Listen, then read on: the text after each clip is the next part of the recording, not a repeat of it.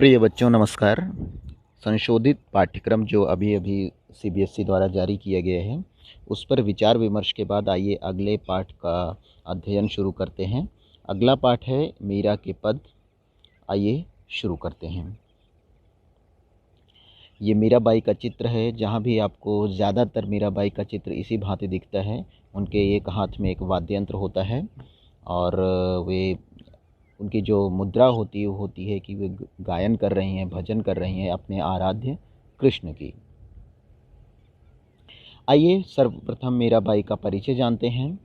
मीराबाई का जन्म सन 1503 ईस्वी में मेड़ता में दूदा जी के चौथे पुत्र रतन सिंह के घर हुआ। ये बचपन से ही कृष्ण भक्ति में रुचि लेने लगी थी। मीरा का विवाह मेवाड़ के सिसोदिया राज परिवार में हुआ। उदयपुर के महाराजा भोजराज इनके पति थे, जो मेवाड़ के महाराणा सांगा के पुत्र थे। मतलब मेवाड़ के जो महाराणा सांगा थे, उनके पुत्र भोजराज के साथ इनका विवाह हुआ। विवाह के कुछ समय बाद ही उनके पति का देहांत हो गया।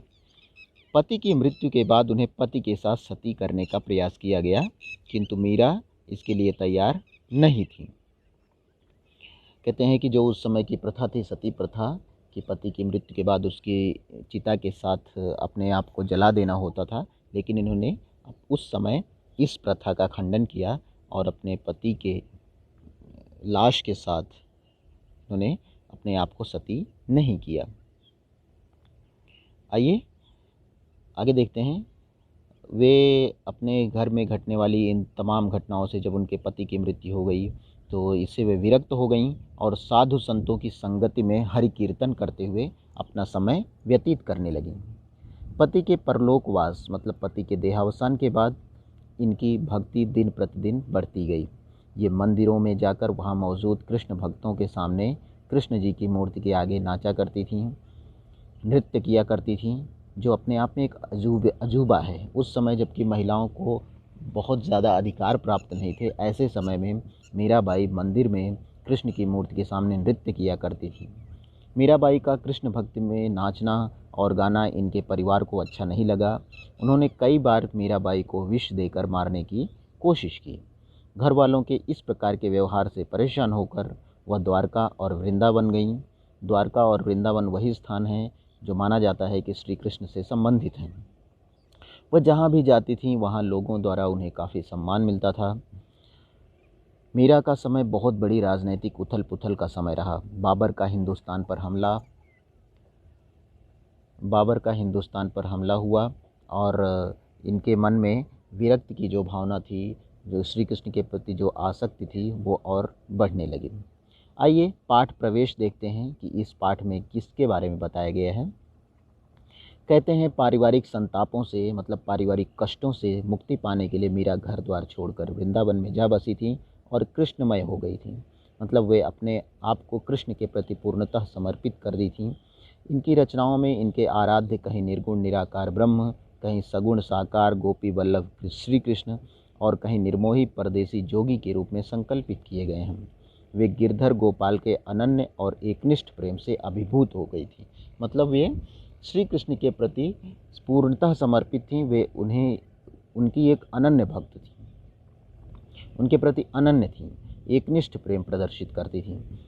प्रस्तुत पाठ में संकलित दोनों पद, इस पाठ में 2 पद हैं, दोनों में मीरा के इन्हीं आराध्य को संबोधित हैं। दोनों ही पद मीरा के आराध्य श्री कृष्ण को संबोधित हैं।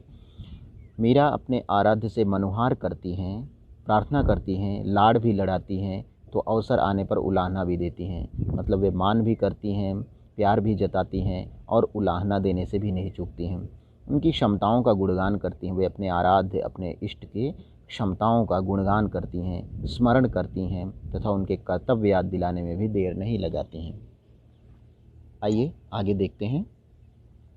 इनका जो पहला पद है हमारी कक्षा में, हमारे पाठ्यक्रम में, वह है हरि आप हरो जन री भीर, द्रौपदी री लाज राखी आप बढ़ायो चीर, भगत कारण रूप नरहर धर्यो आप शरीर, बूढ़ तो गजराज राख्यो काटी कुंजर पीर, दासी मीरा लाल गिरधर हरो भारी भीर। एक बात मैं बता देना चाहता हूँ, इनका जन्म राजस्थान में हुआ था। इनकी भाषा में राजस्थानी भाषा का प्रभाव जाहिर सी बात है दिखाई देना लाजमी है। आगे दूसरा पद देखते हैं।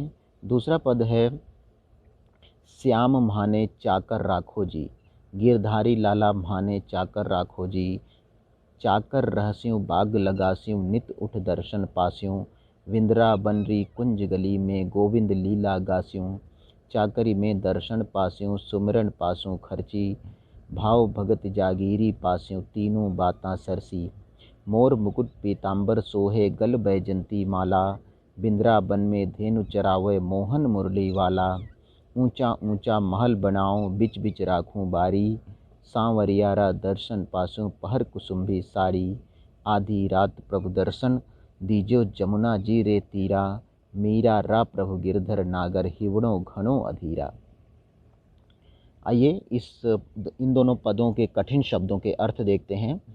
जैसे एक शब्द है बढ़ायो, बढ़ायो का मतलब होता है बढ़ाना, गजराज मतलब ऐरावत, कुंजर मतलब हाथी, पास्यों मतलब प्राप्त करना पाना, लीला मतलब विविध प्रकार के रूप, सुमरण मतलब याद करना स्मरण करना, जागीरी मतलब जागीर साम्राज्य, पीतांबर का अर्थ होता है पीला वस्त्र, पीत अंबर पीला वस्त्र, बैजंती एक प्रकार का फूल है, तीरा मतलब किनारे, अधीरा मतलब व्याकुल हो जाना अधीर हो जाना, द्रौपदी लाज राखी।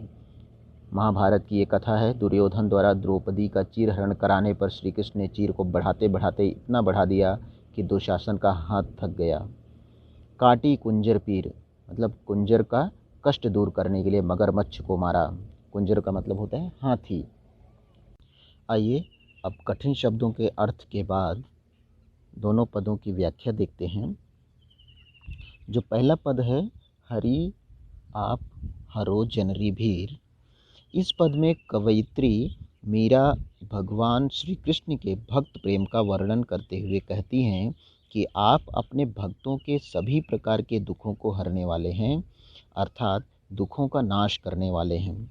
मीरा उदाहरण देते हुए कहती हैं कि जिस प्रकार आपने द्रौपदी की इज्जत को बचाया और साड़ी के कपड़ों को बढ़ाते चले गए, जिस प्रकार आपने अपने भक्त प्रहलाद को बचाने के लिए नरसिंह का शरीर धारण कर लिया, और जिस तरह आपने हाथियों के राजा भगवान इंद्र के वाहन ऐरावत हाथी को मगरमच्छ के चंगुल से बचाया था, हे श्री कृष्ण उसी तरह आप अपनी इस दासी अर्थात भक्त के भी सारे दुख हर लो, अर्थात सभी दुखों का नाश कर दो। मतलब इस पद में वे तमाम उदाहरण देती हुई अपेक्षा करती हैं भगवान श्री कृष्ण से कि हे ईश्वर आप तो अपने भक्तों के कष्टों को हरते हैं मतलब दूर करते हैं, तो इसलिए मैं भी आपसे उम्मीद रखती हूँ अपेक्षा रखती हूँ, ये गुहार लगाती हूँ प्रार्थना करती हूँ कि आप मेरे भी कष्टों को दूर करें। जैसे इसमें कहते हैं द्रौपदी री लाज राखी, आपको पता ही होगा जब द्रौपदी का चीरहरण हो रहा था तो भगवान श्री कृष्ण ही आकर उनकी रक्षा करते हैं। तो कहते हैं जिस प्रकार आपने द्रौपदी के वस्त्र को असीमित कर दिया बढ़ा दिया और दुशासन उनके वस्त्र को खींचते खींचते थक कर गिर पड़ा, लेकिन उनको वस्त्र चीरहरण उनका नहीं कर पाया, और आपने इस प्रकार द्रौपदी की रक्षा की। आपने अपने भक्त प्रहलाद की रक्षा के लिए नरसिंह का अवतार धारण किया। नरसिंह मतलब नर मतलब मनुष्य, सिंह मतलब शेर, जो शेर और मनुष्य दोनों का मिला जुला रूप होता है उसे नरसिंह कहते हैं। कहते हैं जिस प्रकार आपने ऐरावत हाथी के कष्टों को दूर किया था, गजराज जो कि ऐरावत, गजराज मतलब ऐरावत है जो हाथी इंद्र का वाहन है, उसकी आपने रक्षा की थी, उसके कष्टों को काटा था। इसलिए दासी मीरा लाल गिरधर, मीरा भी आपकी दासी है, आपकी भक्त है, आपको अपना आराध्य मानती है, तो आप हमारे भी कष्टों को, भीर मतलब कष्ट को दूर करिए। आइए दूसरे की व्याख्या देखते हैं जो कि है श्याम माने चाकर राखो जी, गिरधारी लाला माने चाकर राखो जी। आइए इसकी व्याख्या देखते हैं।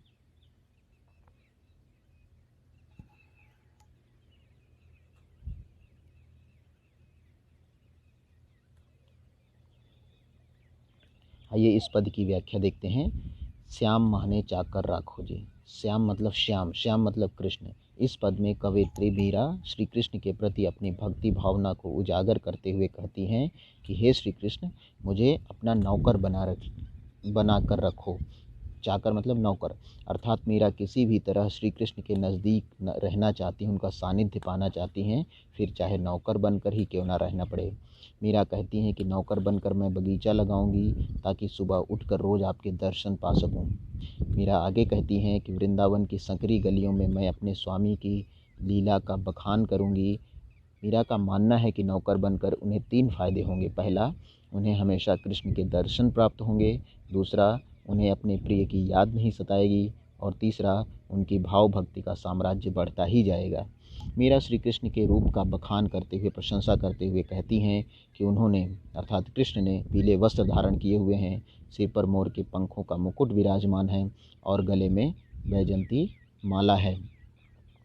मीरा अपने आराध्य के, अपने श्री कृष्ण जिनकी वो पूजा कर रही हैं, उनके रूप की प्रशंसा करती हैं कि वे पीले वस्त्र धारण किए हुए हैं, सिर पर मोर के पंख का मुकुट विराजमान है, गले में उनके वैजंती माला है। वैजंती मतलब एक प्रकार का फूल है, वैजंती फूल की माला है। वृंदावन में गाय चराते जब वह मोहन मुरली बजाते हैं, जब श्री कृष्ण मुरली बजाते हैं गायों को चराते हुए, तब सबका मन मोह लेते हैं, सबको अपनी ओर आकर्षित कर लेते हैं। मीरा कहती हैं कि मैं बगीचों के बीच ही ऊंचे ऊंचे महल बनाऊंगी और कुसुम्बी में एक रंग है, कुसुम्बी रंग की साड़ी पहनकर अपने प्रिय के दर्शन करूंगी, अर्थात श्री कृष्ण के दर्शन के लिए साज श्रृंगार करूंगी। मीरा कहती हैं कि हे प्रभु, मेरे गिरधर स्वामी, मेरा मन आपके दर्शन के लिए इतना बेचैन है कि वह सुबह का इंतज़ार नहीं कर सकता। मीरा चाहती हैं कि श्री कृष्ण आधी रात को ही जमुना नदी के किनारे उन्हें दर्शन दे दें। तो मीरा बाई अपने आराध्य, अपने भगवान श्री कृष्ण का सानिध्य हमेशा प्राप्त करना चाहती हैं। वह उसके लिए नौकर बनने के लिए तैयार हैं।